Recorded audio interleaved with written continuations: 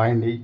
ఈరోజు నేను చేయబోయేది శనగపప్పు ఆలుగడ్డ పచ్చిరొయ్యలు కర్రీ అండి. దాంట్లోకి ఒక 2 ఉల్లిపాయలు, ఒక 5 పచ్చిమిరపకాయలు, ఒక రెబ్బ కరివేపాకు, కొత్తిమీర. ఓకే, అలాగే అందులో కావాల్సిన మసాలా లవంగం, ఇలాచి 2, వెల్లుల్లిపాయ, అల్లం, ధనియాలు, జీలకర్ర, తర్వాత మిరియాలు. ఇవి దానికి కావాల్సిన మసాలా. ఇప్పుడు ప్రాసెస్లోకి వెళ్దాము. ఓకే, స్టవ్ వెలిగించుకుని గిన్నె పెట్టుకొని ఆయిల్ మనకి సరిపడదు, దీనికి సరిపడా మీకు అర్థమైంది. అంత కావాలి అంత వేసుకోండి. ఆయిల్ ఎక్కువ కావాలి ఎక్కువ వేసుకోవచ్చు, తక్కువ కావాలి తక్కువ వేసుకోవచ్చు. అయితే మీడియంగా వేసుకుంటున్నాను. ఆయిల్ హీట్ ఎక్కిన తర్వాత ఉల్లిపాయలు వేయాలండి. ఉల్లిపాయలు అయితే వేసుకున్నామంటే కొంచెం బాగా తిప్పాలి, కొంచెం బాగా ఏగేదాకా తిప్పుకోవాలి. ఇప్పుడే ఇందులో కొంచెం ఉప్పు వేసుకోవాలి. కళ్ళు వేసుకుంటున్నాను నేను, సరిపడంత, మీకు ఎంత నచ్చితే అంత. ఇప్పుడు ఇలా ఆయిల్ బయటకు వచ్చిన తర్వాత ఈ పచ్చిరొయ్యలు వేసుకోవాలి. కొద్దిగా పసుపు వేసి బాగా వేపాలండి దాన్ని. ఇలా ఉల్లిపాయలు పచ్చిరొయ్యలు ఇలా బాగా వేగిన తర్వాత ఇందులో నెక్స్ట్ ఐటెం ఆలుగడ్డ వేయాలి. ఆలుగడ్డ వేసి బాగా తిప్పాలండి. ఇది బాగా తిప్పుకున్నాక సిమ్లో లోపల మూత పెట్టుకుని ఒక 2-3 నిమిషాలు ఉంచండి.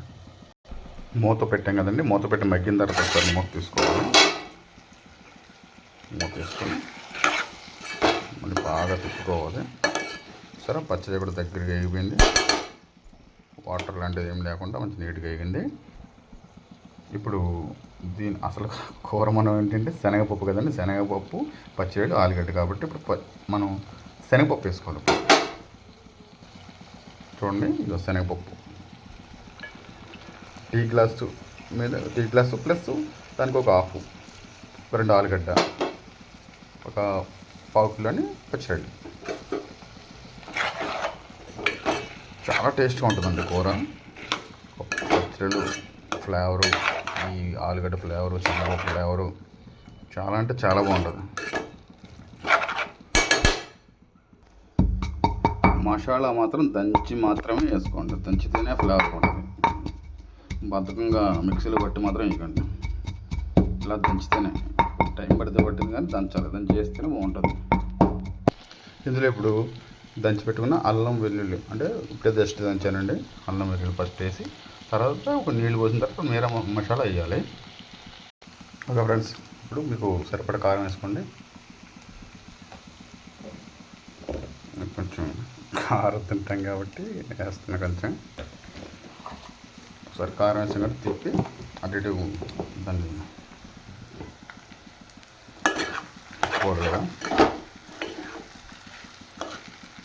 తర్వాత సరిపడా వాటర్ పోసుకోవాలి. సరే అండి, సరిపడా వాటర్ పోసుకోవాలి.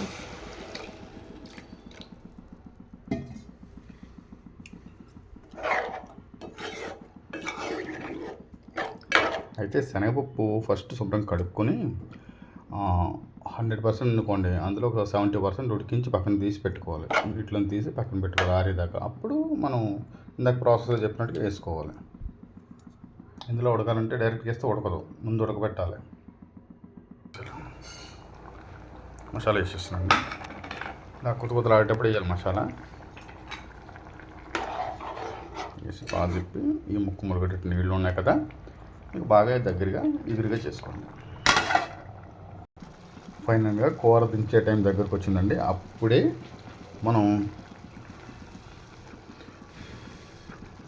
కొత్తిమీర మంచిగా చల్లుకోవాలి. అలాగే కొంచెం కరివేపాకు కూడా వేసుకోవాలి. వేసుకొని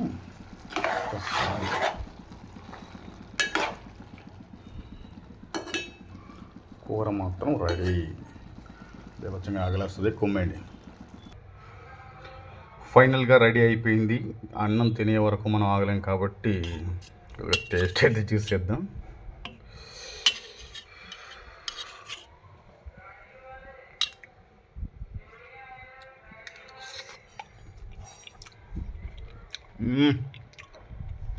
బా పచ్చడి, స్పైసీనెస్, ఆలుగడ్డ, బాబా సూపర్ అండి. ఇంకా రైస్లో కలుపుకుని తింటే మాత్రం పొట్ట పగిలిపోయినట్టే, ఎందుకంటే వేపచ్చ కింద తింటారు. రేపు కూడా మంచి మసాలా, ఉప్పు, కారం అన్నీ పట్టినాయి. చాలా బాగుందండి. సూపర్, ట్రై చేయండి, అదిరిపోద్ది, కుమ్మేయండి. అలాగే ఈ కర్రీ మీకు నచ్చినట్లయితే లైక్, షేర్, సబ్స్క్రైబ్ చేయండి.